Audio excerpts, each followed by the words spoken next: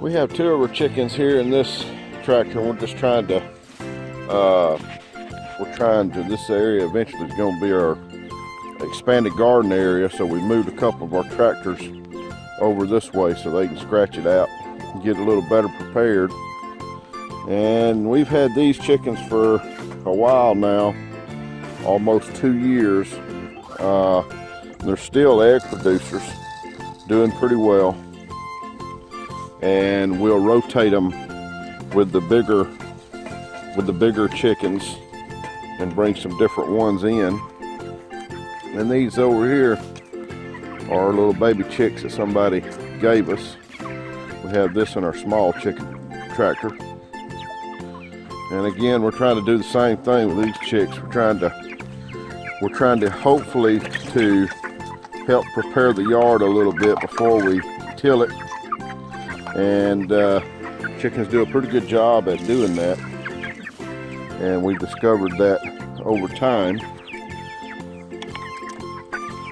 And these, we don't exactly know how old these are, but we were given the chickens to us, and they'll be egg layers eventually. They're not that hard to take care of at all. We just feed them and water them and move them around in the yard, and then when they get bigger, we'll put them down in their day pen, and then of course we have a little free range area they can run out also. Our meat birds should be in this week, hopefully, Lord willing. Our last, we ordered 30 meat birds and unfortunately when we went to pick them up in the post office, every one of them had died. So we had to reorder them. And this little chicken tractor is pretty simple. Of course, I got the idea from Kevin off of Living Tradition. It's a little bit different than his, but his same principle, the same idea. We tried to use resources that we could.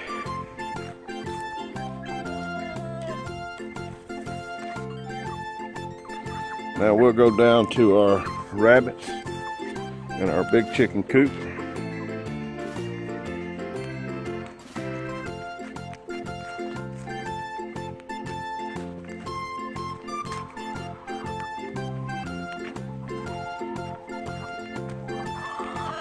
I don't know if you can see on the video because it's still a little bit dark, but this is our bigger chicken coop, but then we have a free range area. And you can see in some of the videos before, we have a neighbor that has a dog that comes and kind of goes as it pleases, and he will eat chickens. So we keep them in the pen, and then of course we open them up so they can go and walk in the yard and so forth.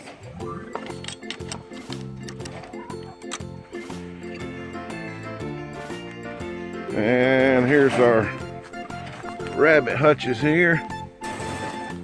Hello girls and guys.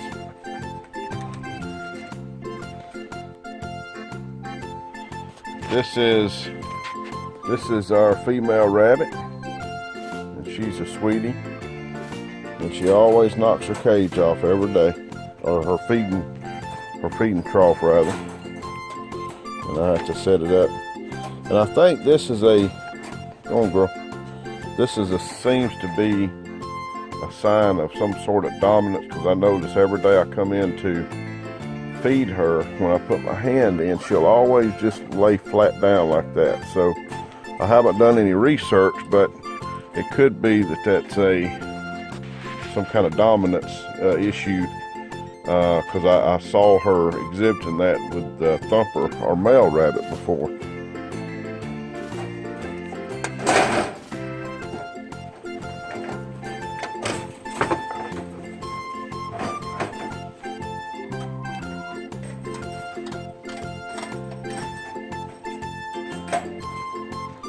She eats a good bit. Come on, girl. Yeah, move out of the way.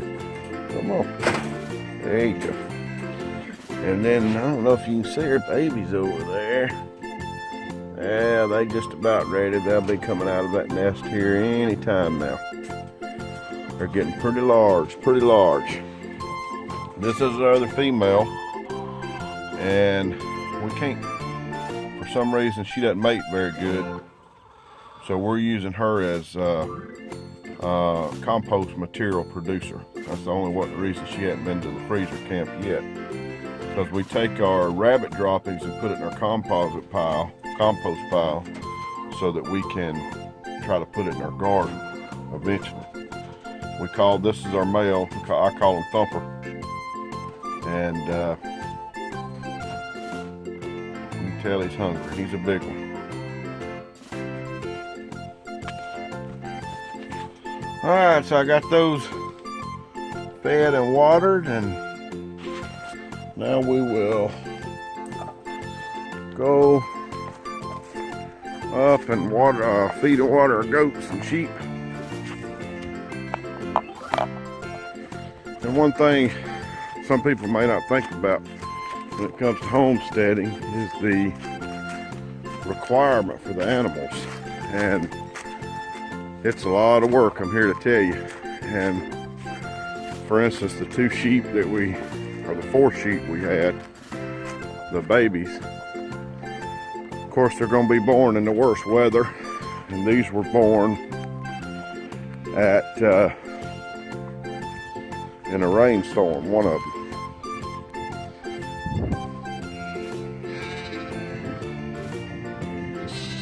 Come on, girlies.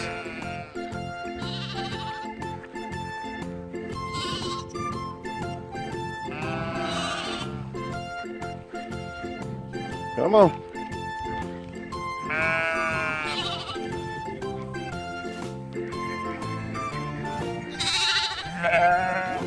Now I feed them a little bit of feed. I don't feed them sweet feed because it seems to really ruin them. They don't want to eat hay if you feed them sweet feed.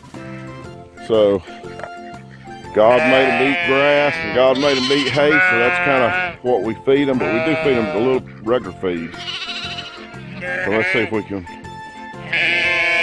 Now this little girl, she was born and her mother, come here, sweetie. Her mother rejected her. So we hand feed her every day, just as if she was a baby. And we heat a bottle up for her. I think we're probably feeding her about 5 times a day. And we got supplement from Tractor Supply because her mother would not feed her and she pretty well rejected her. And I'm taking that particular sheep to the processor on the 25th. And this is another one of the babies. This is Simon's baby. You see Simon in the background there. She had twins. Well, hello, pretty girls.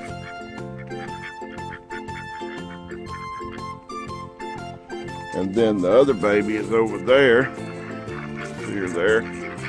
She's doing real well. They were all born really close to one another.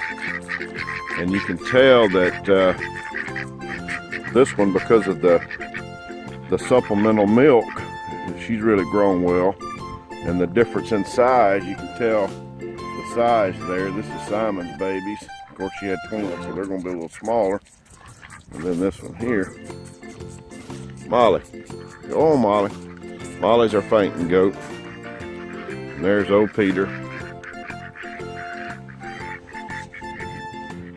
Peter, you a pretty boy, huh? Yeah. There's Simon. All the little ones.